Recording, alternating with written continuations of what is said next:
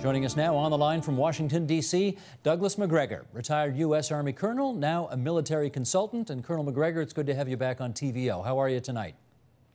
Hey, super, thanks. I'm going to read something out of the Council on Foreign Relations that was published just a couple of weeks ago.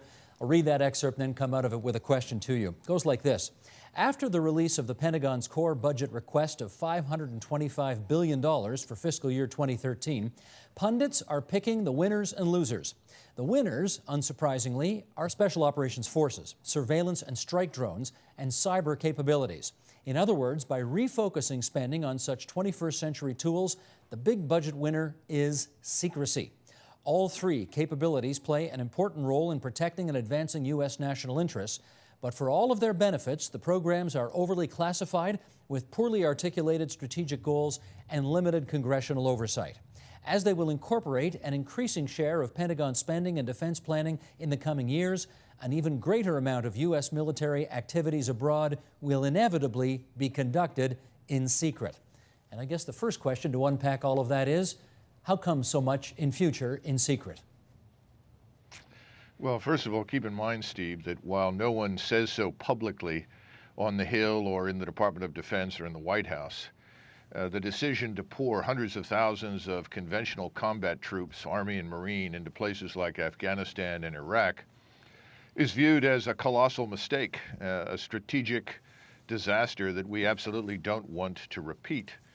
And as a result of these mistakes that we've made that have cost us at least $4 trillion and thousands, tens of thousands of dead and wounded, we are now looking for an easier, cheaper, what promises to be a more effective solution. And that's the reason people are turning to Special Operations Forces and capabilities. Can you give us an example of how technology is playing a role in the furtherance of Special Ops?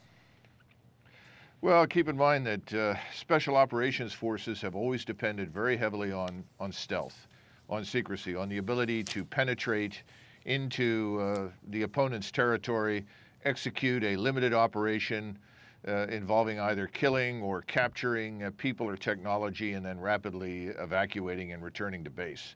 This is not new, but we have the technology today in the form of satellite-based communications and surveillance, as well as other forms of unmanned surveillance and unattended sensors, as well as the human intelligence on the ground to do a more thorough job, let us say, than we've done in the past. But all of this does require secrecy. So to use the jargon of the planners, would you say that we're at a moment in history where we're experiencing a paradigm shift in the way we wage war? Only partially, because these kinds of capabilities are only effective in very weak societies. Let's be frank. When we went into Pakistan, one of the reasons that we were able to do it is that most of Pakistan's capabilities in terms of defense, integrated air defense in particular, are focused on India. So we didn't have to deal with an integrated defense threat on the Afghan side of the Pakistan border to the extent that we would have had we tried to execute that mission from India. And in addition, all of these societies in the Middle East and North Africa, Southwest Asia are very weak societies. They're tribalized, corruption is widespread. It's not difficult to penetrate these places, and so the capabilities that we have in Special Operations look very robust and very impressive in that setting. That would not be the case if we were to try to apply them anywhere in Europe against Russia, China, Korea, Japan, any of the more modern and developed states. In which case, I guess I should ask your opinion on this. In the places where it appears to make sense to you to employ Special Ops, do you agree that this is where we ought to be putting the priority in future? Again, only partially. My concern is that one must always measure what one might gain by what one might lose. And that's something that we have done a poor job of in the history of the U.S. military, certainly since the end of the Second World War. We've actually cultivated millions of new enemies over the last 10, 11, 12 years of operations by some of our actions. So the notion that you are going to cleanly execute in an extrajudicial sense people that we claim threaten us without consequences, I think is a dangerous assumption. Sometimes that works, but I think we're seeing that it doesn't work quite as well as we'd hoped. So if I understand you properly, it seems to be that Special Ops these days is kind of the flavor of the month. Everybody Lots of people on TV seem to think rather that it's going to be the wave of the future. And if I hear you properly, you're saying we may need to scale back our expectations somewhat because this isn't going to be appropriate for every battlefield. Have I got that right?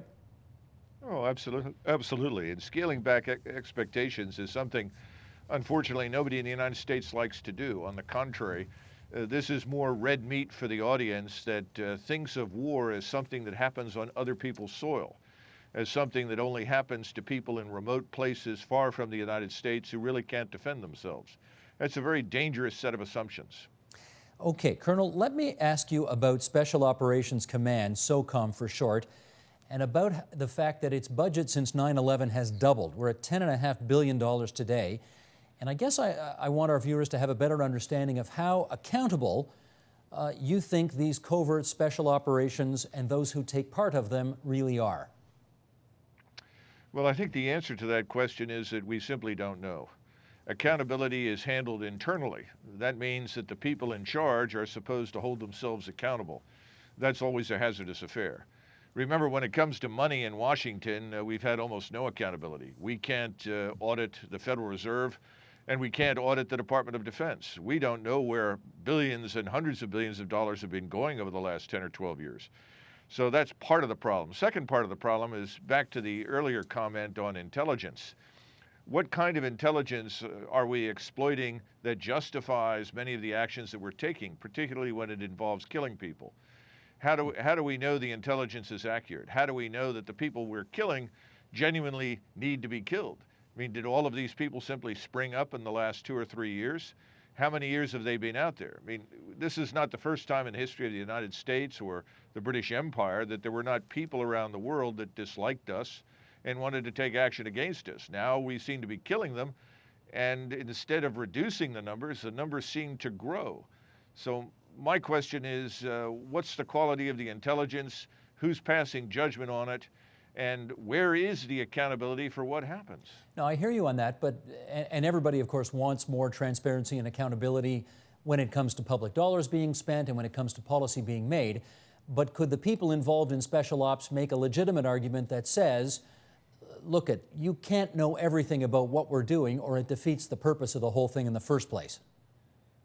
Oh, I don't disagree with that at all. My question is, who are we appointing over special operations to hold people accountable for what they do? Who are the people in the Central Intelligence Agency, the National Security Agency, and inside Special Operations Command who are passing judgment and essentially legitimating these actions? I don't know the answers to those questions, but I am concerned because we've had now for 10, 11, almost 12 years a number of people in positions of high authority who tend to see the world through this lens of unending enemies and dangers to the United States, when in fact the United States has never been safer and more secure in its entire history than it is today. Well, let me ask you about one of the decision makers, Admiral William McRaven, who heads SOCOM. Do you know him? I don't know him personally, no. Do you know him by reputation? Well, sure, I know what I've read and I know what I've heard from other admirals. Okay, he's asked for more autonomy to position his forces where he wants, when they're needed, for more authority to move his forces faster outside the normal Pentagon deployment channels. What are your thoughts on that request? I've generally opposed that. I think that's very dangerous. I understand his rationale for it, but the notion that he should have the opportunity and the right to exercise that kind of authority without anyone supervising him is very dangerous.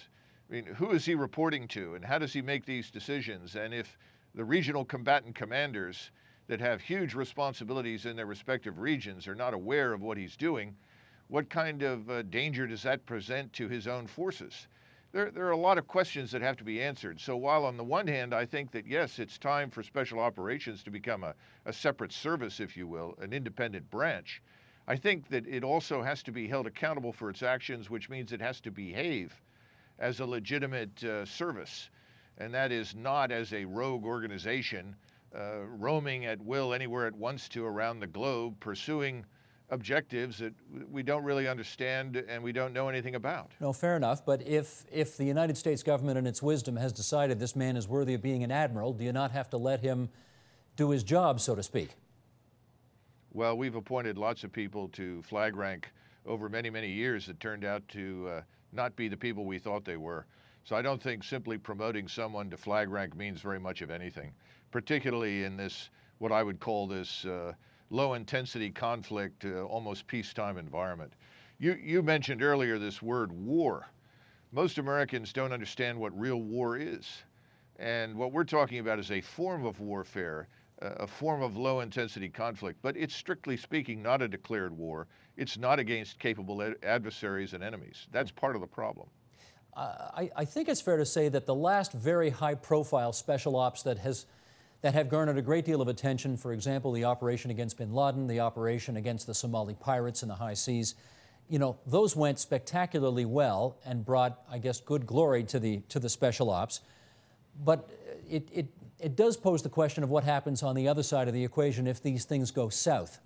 Is there a protocol in place for how responsibility, how these things work, for example, if the thing goes south? Well, first of all, Steve, some of these things have gone south. You simply haven't heard about them. We don't discuss failures or near failures. We don't talk about operations that we've conducted in Afghanistan, particularly in 2001 and 2002, that didn't come off well at all. We were very fortunate in most of these that large numbers of people were not killed, but still, there were failures out there, or near failures, if you will. They were certainly not successes. Again, this is the criticality of secrecy. The danger of publicizing something like the bin Laden raid is that there's an expectation that you are also going to publicize your failures. We're not going to do that. And I was one of those people that didn't think we should talk at all about the details surrounding the bin Laden raid. We should simply announce that the man is gone and be done with it. I like the British model with the SAS much better than the one that we're pursuing here in the United States. Colonel Macgregor, we're always grateful for your spending some time with us here on TVO. Thanks so much for your time today, and hope you'll visit us again. Thank you, Steve. Colonel Douglas Macgregor, retired from the U.S. Army. Support Ontario's public television. Donate at tvo.org.